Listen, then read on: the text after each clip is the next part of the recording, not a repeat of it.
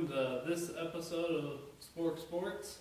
Working on the budget track car build, the EF sedan, SPORK sedan.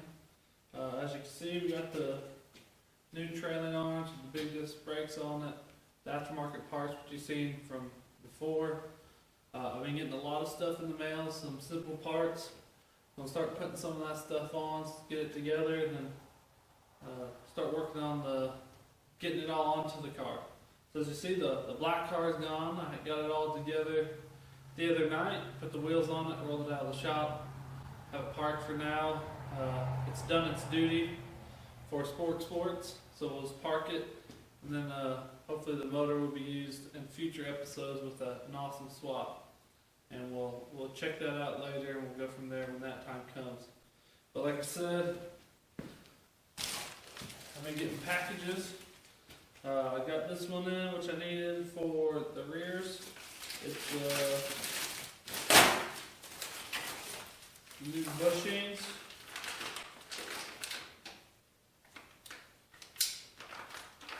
So we can swap them out on this. I'll kind of show you how to do that, and we'll go from there.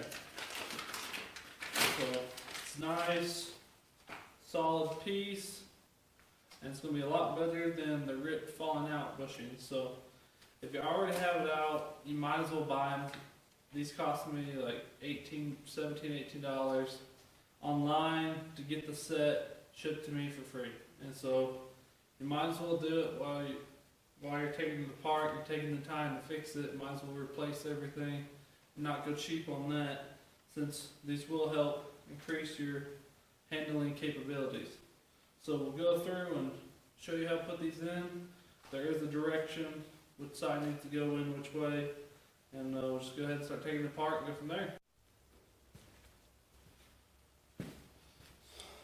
Alright, so the bushings slide in one direction. There is a long and a short side. The long side goes in, so make sure when you're putting them in, they go in. You kind of want them straight up and down as well, this way, so when you put the bolts in, they'll be fine. So these just kind of slide in. The best thing to do is get your hammer and beat them out, and then you can hammer them back in and make them level with the existing ring down here and slide them back into your control arm.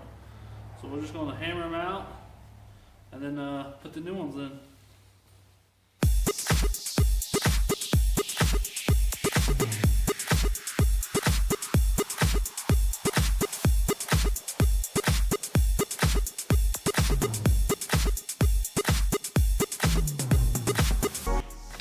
There you have it.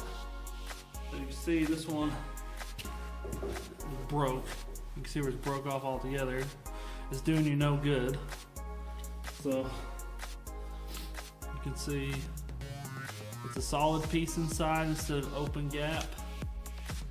And we'll see if they go fit. That easy. So again, we got to make sure you have the long side in. So coming up, and try to make them as far as you can this way, so you're not twisting them when you screw them in.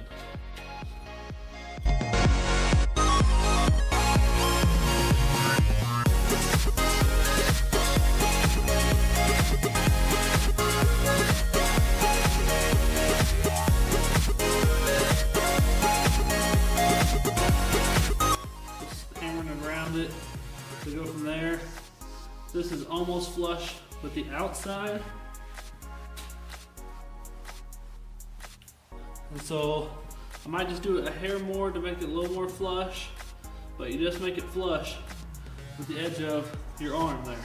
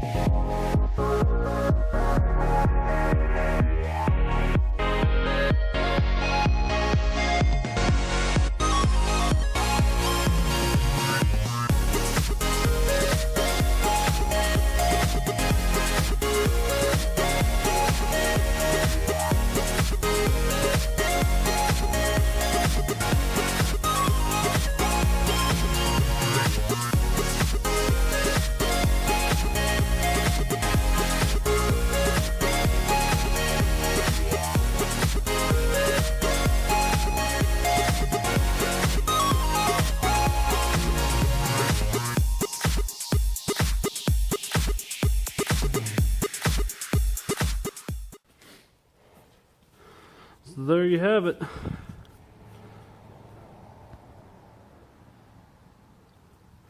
There's the old busted, worn out.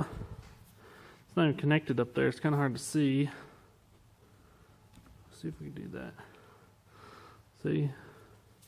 No good. So that's why you replace them. Like I said, it's cheap. Literally took me 5 minutes to switch them out. It's so easy. It's easy to line them up.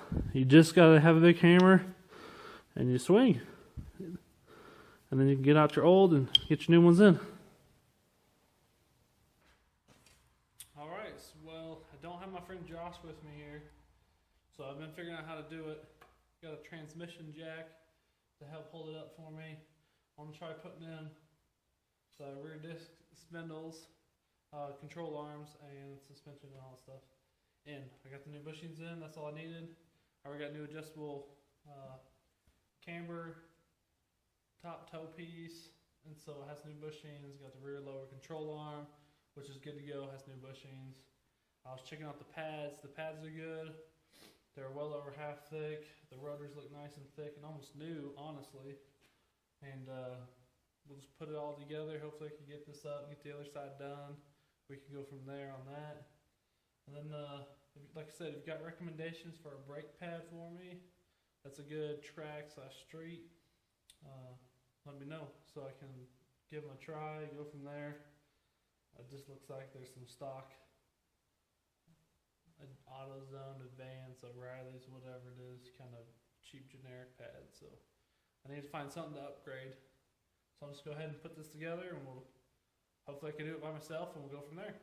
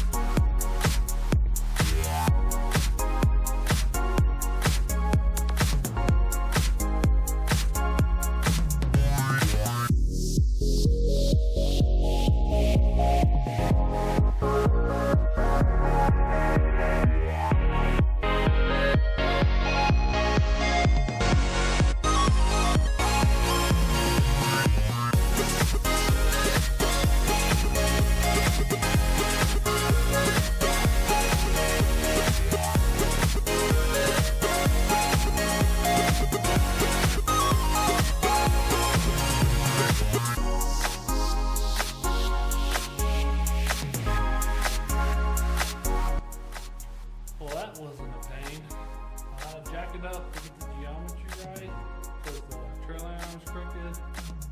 Get me in the new bushings tight. I can't get it lined up, so I need to punch to kind of pull it back into place so I can line them all up. So let's keep going, get it all together, and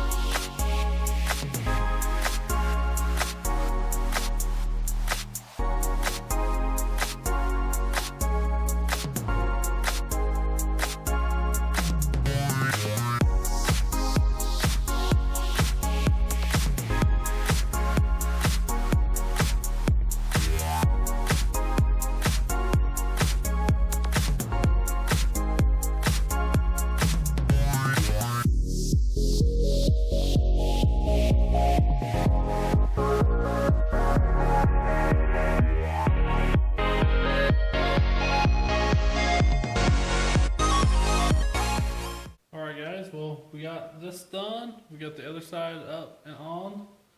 We had a slight problem with the rear camber adjustment pieces.